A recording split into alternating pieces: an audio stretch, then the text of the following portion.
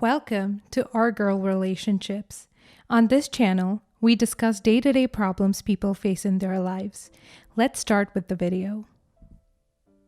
It's very common for siblings to grow up jealous of each other and compete over almost everything.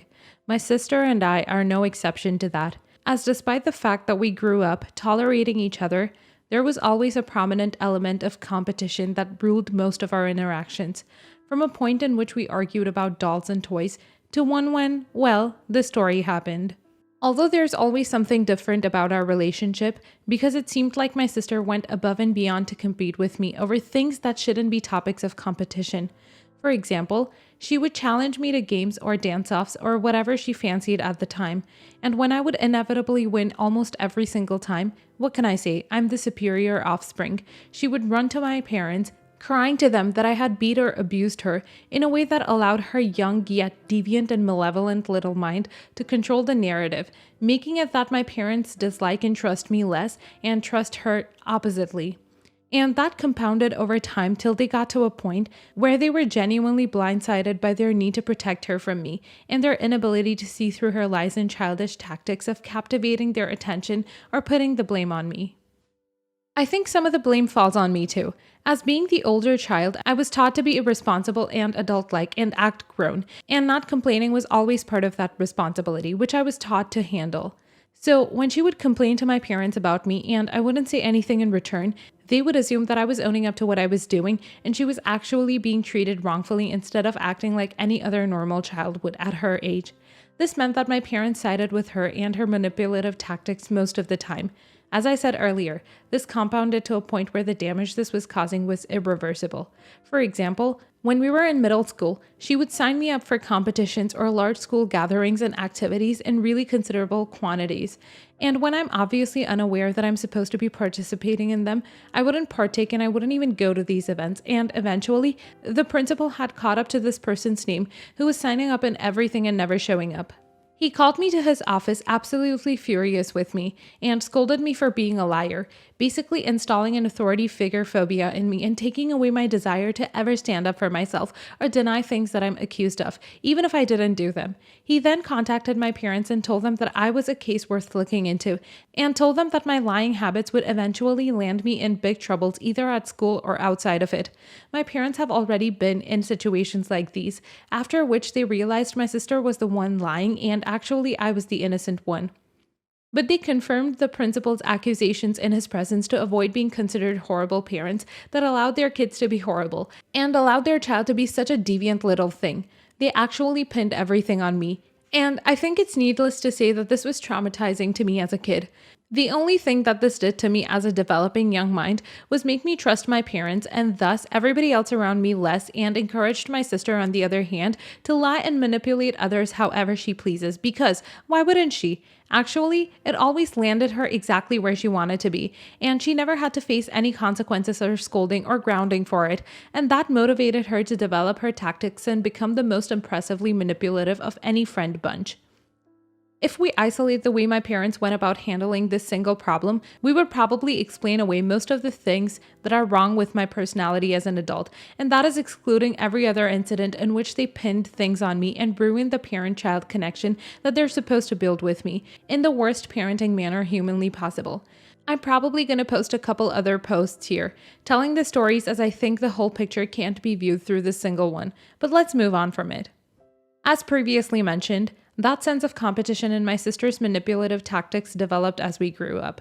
And all of it never faded away one bit, and it only compounded considering the fact that there were no consequences involved. There was no reason for these bad habits to fade away, so roughly around the ages of 18, 19, I stopped including her in any of my life affairs. I excluded her from hanging out with my friends and never introduced her to many of them. She was never aware of the people that I like, nor the people I argued with, because these were never the topics of discussion we entertained. complained. We would always talk about the things that would lead to arguments or cause us to not speak to one another for weeks on end, which, even for two sisters around the same age, to have arguments or disputes that would cause them to not speak for many days is mildly concerning. One more thing that I always made a point to hide away from her was the people I was dating. As mentioned earlier, she's not much younger than me, and it wasn't strange for her to feel attracted towards the people I was dating and the boyfriends I was going out with. I guess her sense of competition enticed her to pursue some of them, and she almost succeeded in her goals. I say almost succeeded because her purpose was to get with them and not just ruin it, because those relationships definitely ended after she hooked up with both of them. Though I blame the guys for being weak infidels, I can also see that they didn't necessarily have to feel a strong sense of loyalty towards me, considering that we were only dating for a couple of weeks at the time. My sister, on the other hand, is literally my sister, and there was no bigger FU that she could have given me or worse way to stab me in the face that she could have thought to hurt me with. Now that you have a rough idea of what I had to endure growing up, let me brag about the way I constructed my personality away from all of the toxicity and manipulation that my sister exuded and my parents nurtured. I relied heavily on reading books or listening to music or watching YouTube videos to put together most of my personality quirks and thought processes, which is why I can genuinely look back at everything that's happened and see how utterly insane everything was. In recent times, and basically the reason I'm losing my crap in silence and failing to convince my therapist that I'm not lying and all of this actually happened, is because my latest relationship of 2 years ended with my boyfriend on one knee, asking me for my hand in marriage. It was all fun and games until I tell you that even at this point, he had never even met my parents nor been introduced to my family. So 2 weeks after our literal engagement, I took him over to my parents' home for the holidays to meet them. The moment I saw my sister interact with him, I felt shivers down my spine as flashbacks slapped me in the face of her flirting with the boyfriends she eventually ended up hooking with when we were teens. When we got home that day, I immediately asked my fiance to minimize interactions with her and not entertain her flirtatious or seductive conversations because she is known for being charming and flirtatious and seductive when she's not trying to be. He promised me that day that he wouldn't even gaze her away when they were in the same room together. Although now I can't really tell if he lived up to this promise or not because it would be pretty difficult to get someone knocked up without glancing at them. It would be pretty impressive if he actually kept his promise while getting my sister pregnant.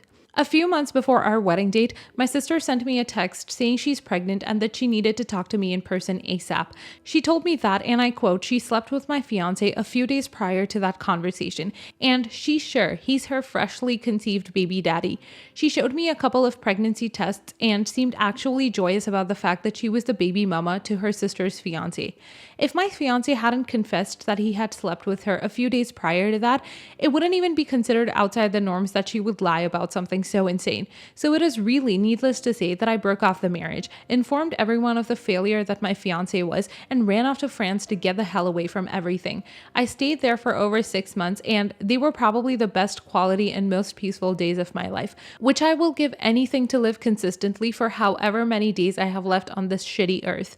I have a few more days left before I go back home, and I can't shake off the sinking feeling in my stomach.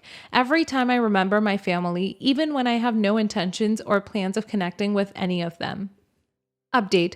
My so-called vacation came to an end as I foreshadowed in my last post, and I'm not sure if I should be happy or not that I have an update. After I came back to my hometown following those 6 months, because I only consider that a vacation and not a permanent situation yet.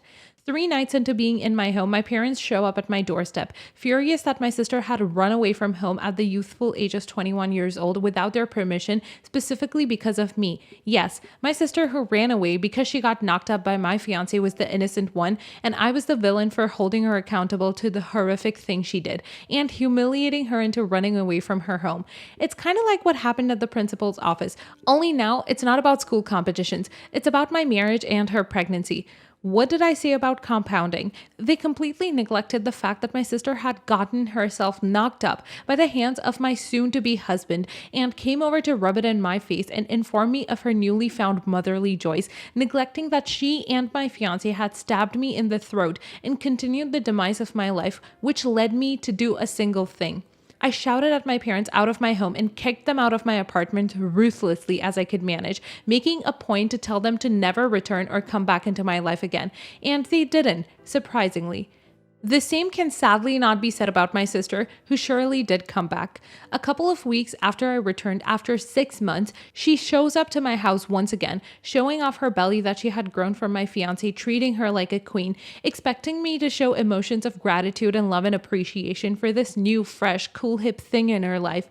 I couldn't even tell if this was just one big inhumane prank that they had managed to pull off to make sure I lost every atom of sanity and survived whatever crap show my life had been up until that point.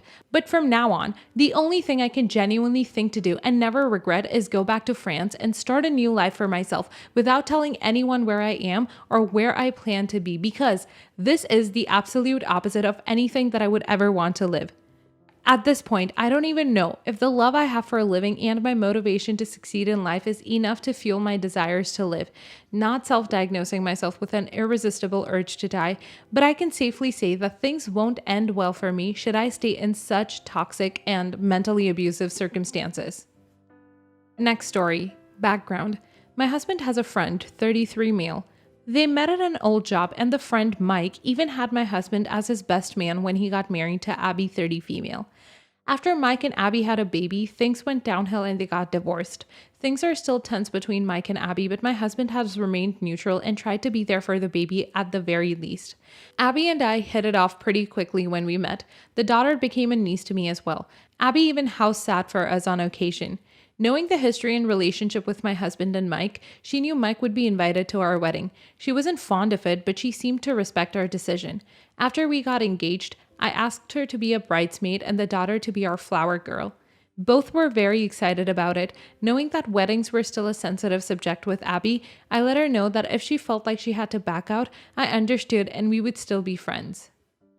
A few months later, though, Abby started getting more upset that he would be invited to the wedding. Knowing that Mike probably won't be able to make it due to his work schedule, we assured her that he wouldn't be coming, but he was still due an invite. One day, we mentioned the daughter being our flower girl to Mike, and he was surprised. We had assumed that he already knew. I texted Abby right away to let her know that he now knew, but I thought it was weird that it hadn't been brought up yet. She responded with, "Is he invited to the wedding?" She knew he was. That had never changed. I answered, "Yes, you knew that already though." She didn't respond that night. The next morning, we received a group text from her to my husband and I, telling us that she wouldn't be attending our wedding because he was invited. Also, that she couldn't believe we would do this to her and she could no longer be friends with us because true friends would not put her in such a horrible situation. I told her that I respected her decision not to come to the wedding, but tried to encourage her that we could still be friends. At first, I thought she was just projecting her hurt from the divorce and that she would come around. The next day, she privately texted my husband that I had told her that I didn't love him anymore, apologized to him for having to back out, for not being able to be there for him, and that he deserved so much better than me. He told her that she needed to apologize to me. At this point, I had had enough. I told her that she had crossed too many lines and to send back our house key because she was no longer welcome in our home or around us. She did send the key back, addressed only to my husband and our past Christmas cards, everything in the bridesmaid proposal box, and a paper revealing a surprise for my upcoming bridal shower. All I was doing was honoring my husband's request that his friend be invited to the wedding. Am I the a-hole for kicking her out? Not the a-hole. You absolutely communicated with her the whole way through, it seems. It's one thing for Abby to not come to the wedding if she can't stand to be near Mike, but giving ultimatums is too far and selfish. Also, texting your husband that you don't love him after not getting what you wanted is just absolutely unhinged. And sending back Christmas cards and ruining your bachelorette surprise, homegirl needs to grow up. Not the a-hole, and honestly, you dodged not a bullet but a goddamn grenade here. She tried multiple times to manipulate by insisting she didn't know about Mike even though you told her point blank multiple times. She tried to put a wedge between you and your husband by insinuating you don't truly love him. She spoiled to you your bridal shower surprise. Not the a-hole. She was definitely trying to ruin your marriage, messaging your husband and lying about you behind your back, saying that you don't love him anymore and that she wanted to comfort him. Like, who says that to someone who's about to get married? It sounds like she was also attempting to have an affair, just to get back at all of you. Your husband for inviting her ex, aka his friend, and you for not disagreeing with it. So she wanted everyone to be upset and bitter like her. If she can't be in a relationship, no one can. Next story. My female 34 husband and I were married for 10 years before he passed away last year. We have a 4-year-old son. My husband was from a religious family that honestly always seemed to be kind of cult-like to me. His father had passed away when he was young, and he has a mother and sister, both of whom had cut him out of the family when he decided not to practice their religion anymore. They were invited to our wedding but refused to attend because it was not going to be in their church. It could not be because we were both not practicing that religion or living by their words of wisdom. They had only ever been cruel to me and my husband, and only ever spoke to us to try to convert us. They said horrible things to us throughout our marriage and about our child. When my husband passed, they did not come to his funeral and did not reach out to me. Recently, his mom and sister have reached out asking to see my son. I have told them that they are welcome to see him, but I do not want him growing up with any religious bias, so they cannot talk to him about their religion or try to convert him. They promised me and I allowed it.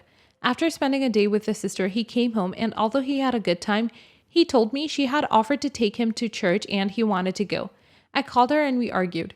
She said that church is a big part of her life and she can't just not bring it up. And if he's interested, it's his right to learn about it. The thing is, my husband had horror stories about growing up in that church and wouldn't have wanted it for our child. I told them if they want to see him again, it will only be under my supervision. They were very upset and claimed I'm a bad mom for not letting my son decide for himself what he wants and a bigot for not allowing him to learn about their religion. Am I the a-hole? Not the a-hole. The kid's 4. That's not remotely old enough to decide for himself when it comes to learning about religion, and they know it. Besides, it doesn't really matter what the disagreement is about. You had a condition, they broke it, and they made it clear they never had any intention of taking your wishes seriously. At this point, you being willing to consider fostering any kind of relationship at all is generous, and they really shouldn't be pushing their luck. Not the a-hole. At 4 years old, you can be convinced that the sky is purple and it's dark outside when the sun is shining. This woman took your kid and spent the day talking about how much fun her church is, and then asked him if he wanted to go. Of course he said yes. I would stick to my guns if I were you. These people made their decision about your family long ago, and you were better off for it.